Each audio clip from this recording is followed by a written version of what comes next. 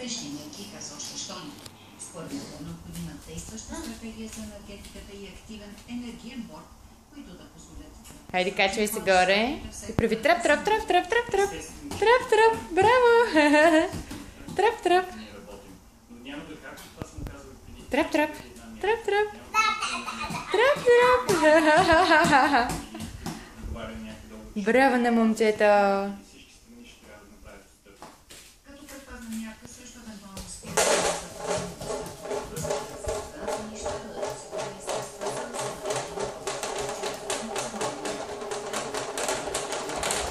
това е една от мерките за подготовка за новата зима, пък каза заместникът му Антон Павлов.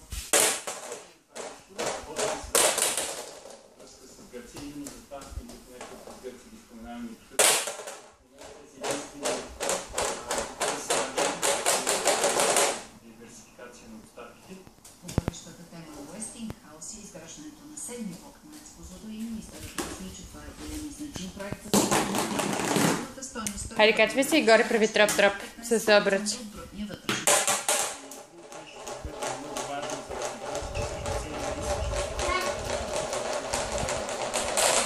Трап, трап ще правят ли? Айде, направим малко трап, трап. Трап, трап, трап, трап. Трап, трап, трап, трап, трап, трап.